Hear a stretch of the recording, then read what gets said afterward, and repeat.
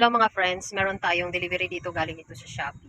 Share ko lang to kasi ito ay gamit natin dito sa ating tindahan. Pakidagdag lang nalagyan ng ating mga paninda.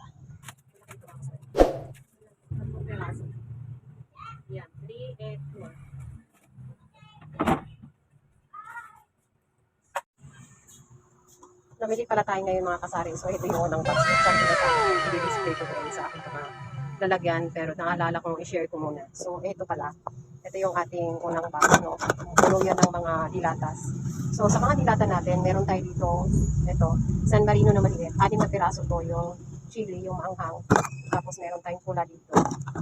Ano din yung mga kasari? 6 din ito. 6 pieces din. And ito, meron tayong luncheon meat. 6 din ito. 6 ang aking binili dito. Tapos dito sa ganitong malaki na luncheon meat, ayan. Ano lang ito mga kasari? 3 peraso. Tapos dito naman sa ganitong kalaki, 6 yung ating binili. Mabenta ito sa akin mga kasari. Ganitong klase. Tapos meron tayong ganito. Malaking corn beef kasi yung aking mga corn beef doon ay na lang matira. Wala na tayong malaki dyan. Kaya kuha tayo ng malaki dito. Ito ay 6 na piraso din. Tapos ito ay 10 na maliit. Ayan, yung luncheon meat. Ayan, marami luncheon meat dito. Ito ay 10 piraso yan. Ito naman ay 5. 5 pula, 5 yelo. Ito pa yung iba. So, ayun, puro mga dilata dyan, ano? Tapos yung sa ilalim mga kasari, dilata din yung lahat. Bali 3 box na puro dilata yan. Puro mabibigat ang mga yan. So, tignan natin mamaya pag naliutin ko. Unahin ko muna i-display ito para hindi ba siya masikip. Kasi, ito mga to, ito yung bago palang bili na in-unbox ko kanina.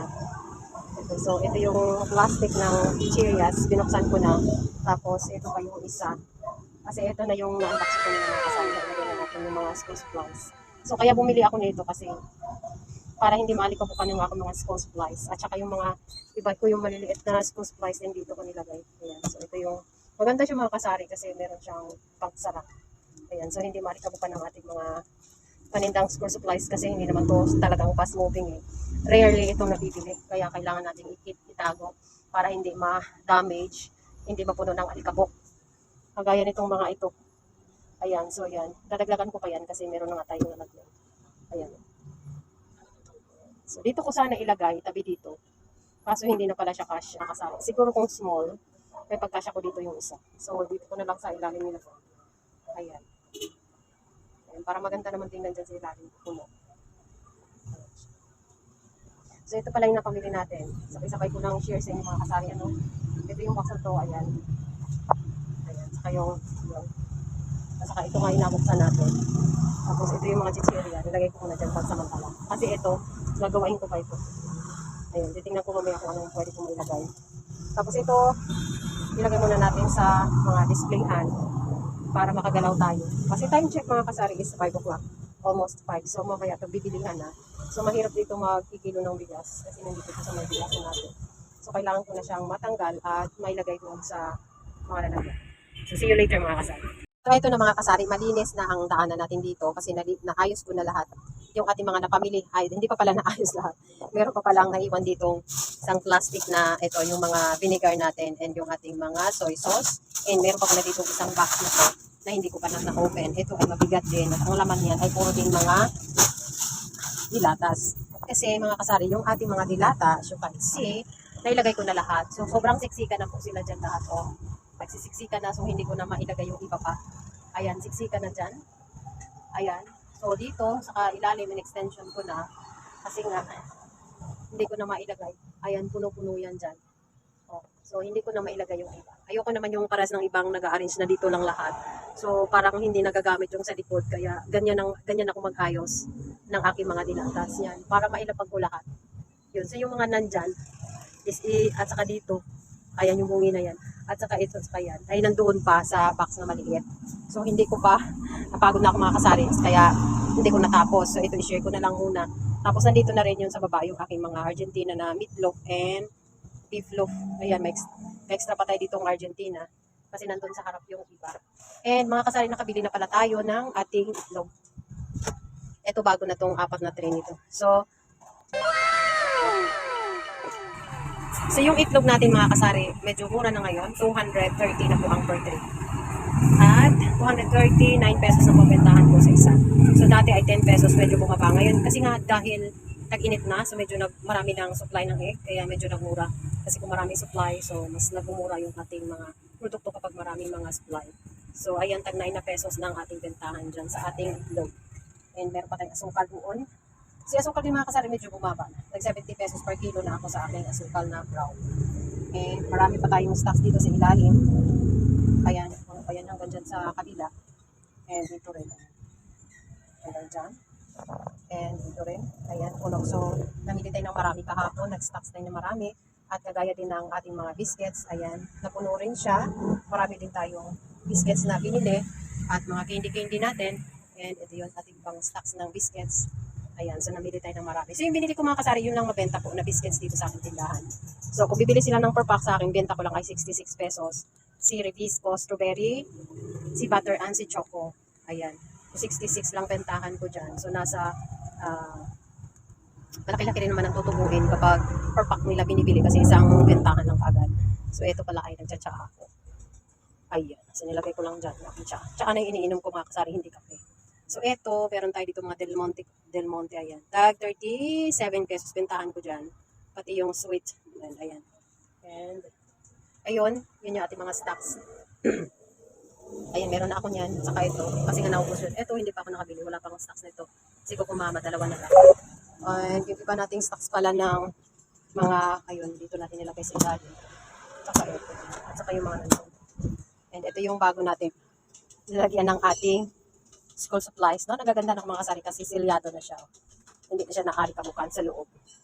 And ito yung ating iba nating school supplies. Ayan, so hindi na naarikabukan kasi hindi naman yan lagi nabibili. Kaya kailangan itago natin na mabuti para hindi masira. And ayan yung iba nating mga paninda sa ilalim. So yun dyan sa ilalim mga kasari, kung naalala nyo, ito yung nilagay ko. Kaso napansin ko, hindi magandang pwesto. So nilagay ko dito sa taas. Ayun, nabibentahan na yung aking mga ladies choice. Kasi nga ang tip mga kasari pala, no, kapag matagal ka na nagtitindahan, nalalaman mo yung mga pwede at hindi pwede na paglagay ng pwesto. So yun dun sa ilalim na yun, dun ko nilagay yun kasi nga wala ng space. So nakita, pwede naman palang patungan yung ref ko. So nilagay ko na lang yung glass dun sa ref. Then ayun na yung nasa ilalim ko. So yun. Marami tayong Yakult ngayon. At marami din yung mga Vitamilk. Ayan. Nice natin. Dami din tayong mga toothbrush. And yung dalawa pa. So, ito na lang yan guys, ang natira, no? Ayan pa yung mga bandilata. Hindi pa natin nailagay. So, yun yung natira. And dito pala mga kasari, may share akong bagong ginawa dito. Bawat kanto ng aking mga dilatas, nilalagyan ko na ng mga updated price yan lahat. Ayan. Lagyan ko ng mga update price. Kasi nang bago-bago nga ito mga ito. So, may mga price na yan dyan. Yung sa kabila. Ayan, so far, yan pa lang, dito pa lang na area ako nakapag-update ng mga presyohan. So, isi-share ko yan mga kasari kung natapos ko na lahat ng pagpa-price ang aking lahat ng mga paninda dito sa aking tindahan. So, yun pa lang na mga area, no? So, yun ang ginawa ko halos kanina, halos kalahating araw ko yan ginawa. Kasi syempre, may mga bumibili, so may distorbo. So, hindi natin natapos lahat. So, lagyan ko yan lahat. Pag natapos ko na, saka ko isi-share sa inyo yung aking presyohan sa lahat ng aking mga paninda dito sa aking tindahan. So, dito, ito muna nilagay ko kasi ano to hindi ko memorize tong mga presyo na to. Kaya yung mga price na yan. Yun ang mga una kong mga nilagay dito sa area na to. So, tomorrow dito naman tayo mag-start. Ayan, lagyan ko ng mga presyo yung mga nasa glass.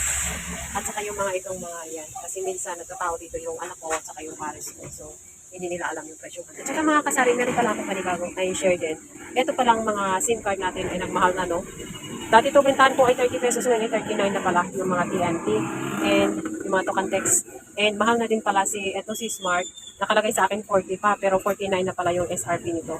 No, yung ating Smart. At si dito, ayan, yung bentahan ko si dito ay 40 pesos lang. Sumura si dito. Siya ang pinakamura sa lahat ng mga SIM cards. So, yun lang mga kasari aking share ngayong araw, no? So, anong oras na ba ngayon? Medyo gabi na. Ayan. And ito pala mga kasari yung aking pangmalakas ang bagong lalagyan ng aking doors dito sa taas. So, hindi na siya maaalikabukan. Then, kasi nabuo ko siya. Nabuo ko na yung dalawang yan. So, bale, itong apat itong mga kasari. Ito, at saka, medium size ito mga kasari. Pwede nyo itong sa Shopee ko lang in-order. At yung apat na to, isa, dalawa, tatlo, and yung nasa likod nito, apat. Ayan. So, ang presyo niyan is 1,249 pesos. Yun ang binayaran ko kasama yung shipping fee. Ayun, in fairness, mura na yung mga kasari kasi yung ganito ka-size na malaki, yung sa personal natin bibilin yun na hindi natin in-order sa mga online, mas mahal. So, ito lang aking share mga kasari. Ay pala yung ating mga natira mga paninda dyan. Marami pa akong paninda sa taas. And napakarami pa nating Milo. And ito yung ating mga sauce. So yun lang guys, ang aking share ngayong araw. Thank you so much for watching and see you again on my next videos. Bye!